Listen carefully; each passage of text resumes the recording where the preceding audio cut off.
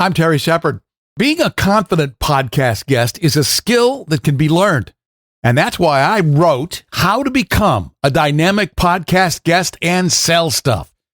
It's a sweet and short primer that teaches you about the gear, the appearance, and the messaging that can grab and hold today's micro attention spans and motivate your listeners to take action. How to Become a Dynamic Podcast Guest and Sell Stuff. The digital version is just $1.99 at Amazon. Grab your copy today and sell more books tomorrow. In Conversation with Terry Shepard, award-winning broadcaster, narrator, and author. A deep dive into the writer's craft with the artists and support systems who create the stories we love. Nathan Jorgenson is an award-winning novelist whose life has traveled a fascinating road from the North Woods of Minnesota to a dental practice, from outdoor magazine articles to literary fiction, and now to a story that reaches for the mysteries at the edge of science, faith, history, and death itself. His new novel, Otto's Portal, begins with a provocative question.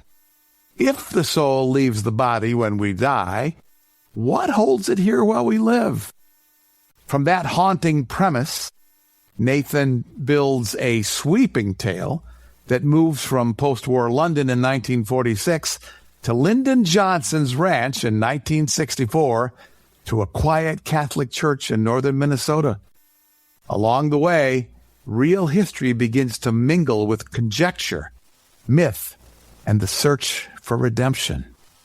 Otto's Portal is the book, and our special guest is Nathan Jorgenson. Welcome to the conversation. It's great to see you. Thank you, Terry. Tell me about why you chose a 91-year-old theoretical physicist confronting his own mortality as the protagonist for the story. I don't know. I think he chose me. I don't know of a better way to put it. Everything I've done with this project and those before it, when I was a freshman in college a long time ago, you took an entrance exam and you were either in bonehead English or advanced English, and bonehead English, right where I belonged.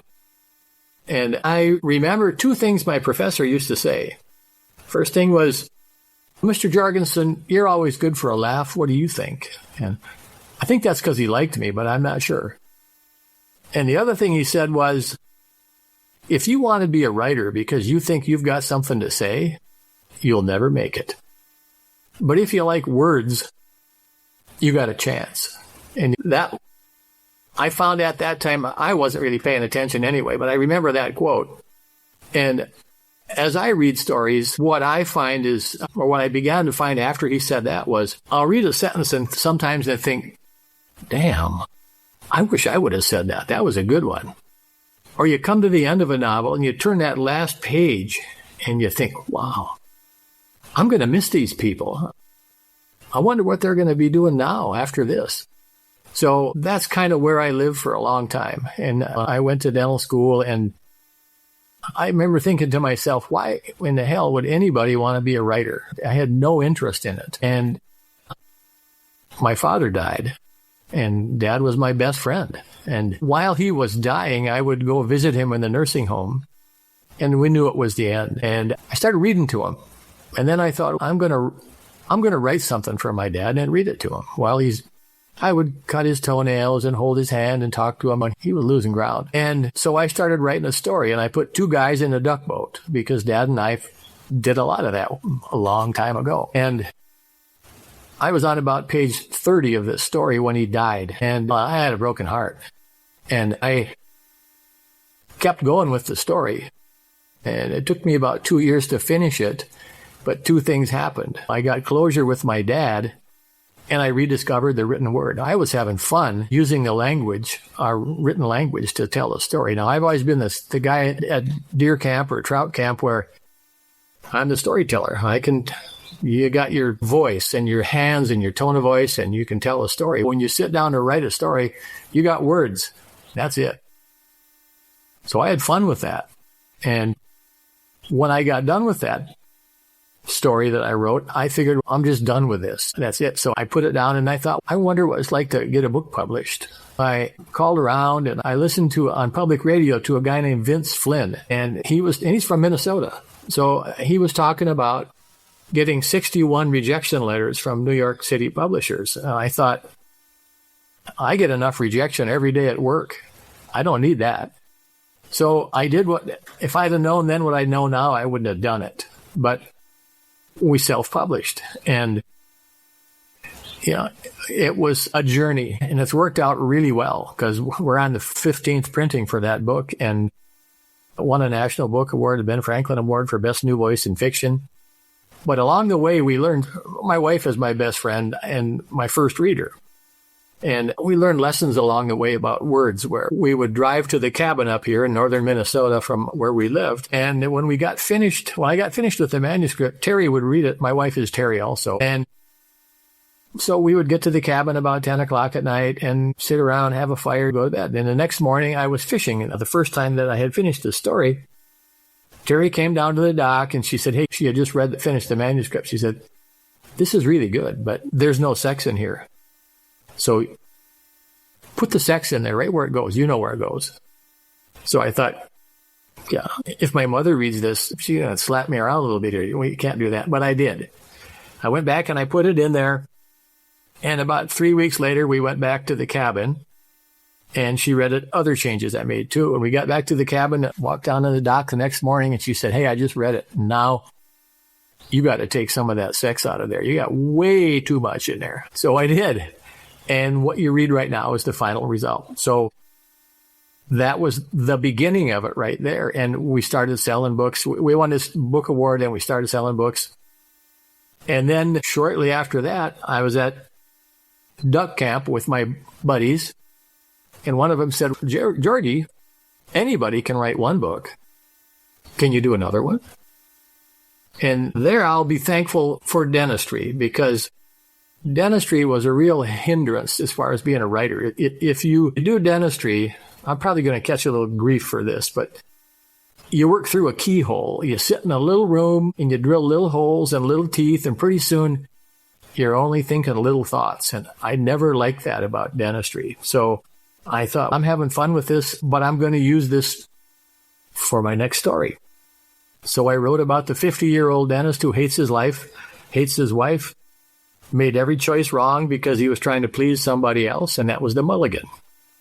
And shortly after that came out, I actually got a call from the books to movies person at William Morris Agency in Hollywood. And she asked if I had an agent. I said, no. So I said, what does this mean? She said, one of our clients got a hold of your book, The Mulligan, and really liked it. And I said, what does that mean? And she said, they're going to take it, sit in a room, or they're people. She wouldn't tell me who it was. And they'll talk about it. And if they like it and want to go proceed, they'll get in touch with you. And could be 2 months, could be never.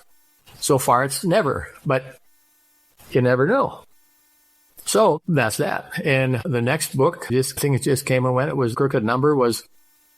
I killed some people off in Waiting for White Horses, and I brought them back to life and made them 30 years younger in A Crooked Number. And after A Crooked Number, I combined dental school and town team baseball, which is an odd mix, but I got a handwritten note from Joe Garagiola. I said, what a unique double play combination, baseball and dentistry. So I kept that note.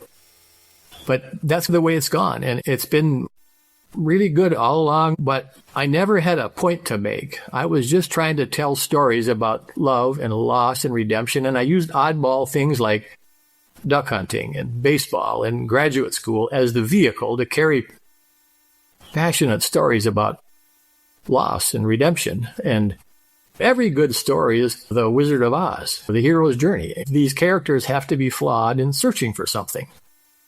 So when I finished Contrapasso a couple of years ago, Contrapasso is a term from Dante's Inferno, and it refers to the concept that when you die and you go to hell, you get punished according to what you did on earth. So I was done with that one, and I had a great time with that, but man, that was a hard one to read.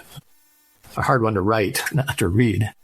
But So anyway, at that point, I began, this story had been in my head for Otto's Portal for years. And the heart and soul of this story is that there's a Catholic priest who believes that the surface of a trout stream represents the barrier between this world and the next, or one dimension and another. You can look in there and you can see beings living in there, but you can't go there and live. And they can see you and they can be frightened, but they can't come here.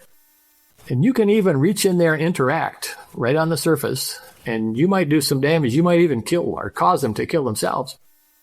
So there's that dynamic of this Catholic priest that leads into the struggle between good and evil. And the 91-year-old scientist, I told about 3 stories that went like this, started together, and it was, I started off with the Catholic priest who gets a late night visit from somebody who thinks they're possessed by a demon. And the next thing is 1946 London, where I don't want to do too much of a spoiler alert here, but at the end of World War II, American pilots started talking about, this is like 1945, right before the end, they started talking about these yellow orbs of light that would appear along the bomber tailings, and they didn't know what it was. Everybody now kind of knows that Hitler realized that he went to the Luftwaffe and said, I want greater weapons, and they said, we can't do that. So he took all of his wishes to the mathematicians that didn't know what was impossible, because they didn't know what was impossible. They just did the math and said, let's try this. And they started coming up with these really bizarre wonder weapons. There was a plant in Czechoslovakia, kind of near the Russian front, and there was a general named Hans Kammler that was in charge of this facility, and he was a really bad man. This is all true. This is just at the beginning of the story. So as the Russian troops were coming his way, he knew what was going to happen, so he took all of the scientists out in the woods and shot them. And they took all of their drawings and all their work, and he and all that work disappeared. No one has seen him since. There's rumors, but so I put my own interpretation on that, and I have his work show up in London, and that's a long story, but it winds up with somebody who works for the British OSS, and that's how the story winds up tumbling into Minnesota about 50 years later. Our government doesn't always tell us the truth about some of these things. Sometimes they don't mean to be malicious, and I'm sure sometimes they do, but all the events I mentioned have a plausible spin that the media uses, but everybody who hears the spin kind of goes like this. It doesn't make any sense. So I took those stories, and that's where Otto comes along, because he was part of he doesn't really know what he was part of. He did some research way back in the 50s, and he was part of this information that came along, and then he was let go. And he led a normal life until then, many years later. And then as he's dying, he starts to, what you read, he starts to realize every culture throughout history has had the belief that we have a soul, or a spirit that's connected to our body, and when we die, that lives on. Our body doesn't. So he sits back and starts wondering what's holding on there right now. And he's a scientist, and he realizes that, I'm going to get kind of nerdy here. I'm going to go down a little super nerd trail here. But in 1687, Isaac Newton published his book, Principles of Mathematics and Natural History. And his work on gravity is still a cornerstone of modern physics. He was right on the money. And in 1915, Albert Einstein comes up with his theory of general relativity. And he was right on the money. It took about 10 years for everybody else to understand what he was talking about, but his work is still a cornerstone, right on the money.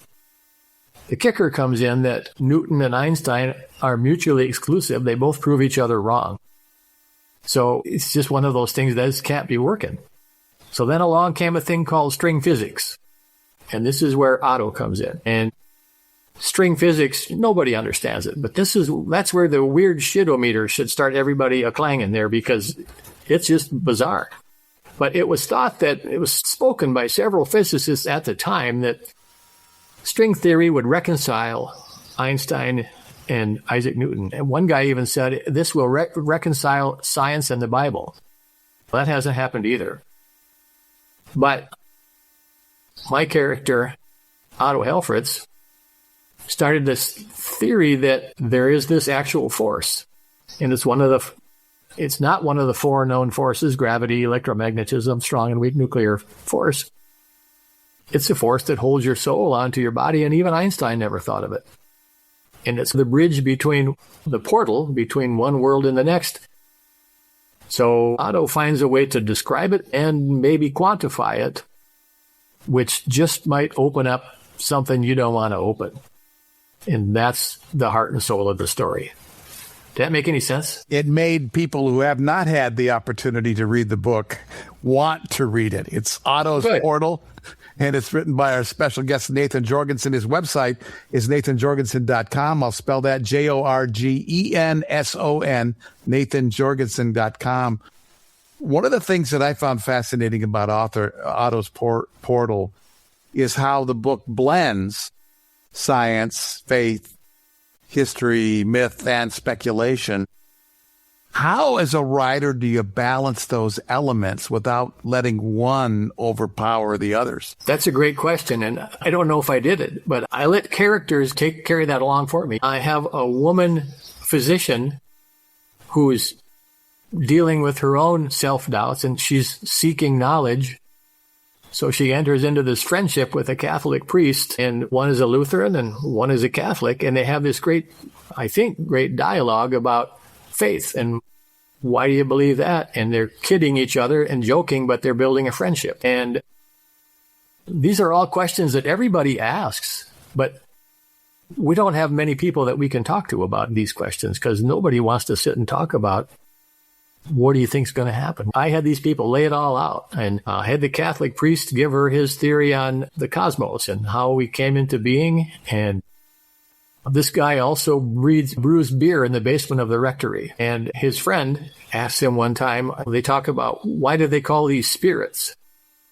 Alcohol is spirits. There's another parallel. When you drink this stuff, in the old days, they thought that you stole the spirit from the grain. And there's a lot of that sort of mythology or science maybe that goes into our thinking. And as I told this story, I used a lot of historical fact, but I tried to do it in such a way that a reader can't tell where we switch from facts to conjecture to myth and back again. And even after it's a 500-page story, I think when you're done, you still don't know. And that's the only way it can be. Why are your characters seeking redemption? Aren't we all? We all are. That's what we're trying to find. We want to understand. You raise your eyes and how did I get here? And how do I get redemption for my life? And that's where every one of these characters is. And at the very end, one of these powerful characters is tempted to make a Faustian bargain because he's willing to undo his own redemption. So I've worked in a lot of biblical stuff not that I have a message about what your faith should be. I just worked in how these people interpreted Scripture and how it affected their own thought process through this whole thing. Rural Minnesota and the North Woods have been such a part of your life. How does that landscape influence the atmosphere of your fiction? It's where I live. It's where my life has been. This is the headwaters of my life. And these are the people that I've known my whole life. And these are the people that, how can I put it? What you have to do if you're going to write these stories, I don't know how a young person can write a long story because you don't know anything. You haven't failed. You don't know anybody. I have an uncle who was shot down over Tokyo in 1945. He survived. And I was always told when I was a boy, Thor doesn't like to talk about that. Don't ask him. So I did what every 18-year-old boy would do. I asked him, can you tell me what happened? He said, yeah, what do you want to know? So he tells this long story about being a gunner and a bomber and gunfire and explosions and fire and blood and jumping out of an airplane. And then he said the thing I'll never forget. And this is what you build books around. He said, as I was floating down in my parachute, cold, bleeding, wounded, he said, I felt so bad because I knew that tomorrow a car was going to pull up in front of my farmhouse and tell my mother that I was killed tonight. And the words he wanted to say next were stuck. They wouldn't come out. That's the kind of stuff that you try to pass along, duplicate. If you can find the words to do that, you win. Okay. Otto's Portal is such a fascinating book on so many levels. What do you hope readers will take away from their experience with it? That's a great question, and I have thought about that one. And like I said, I don't think I have anything to say. But my hope is that when every reader gets to the last page and turns that last page, they're going to have to say, damn, I got to think about this one for a while. That's all. I know the great quote from George Bernard Shaw, 2% of people think, 2% think they think, and everybody else would rather die. People need to think a little bit. So that's it. Why dentistry?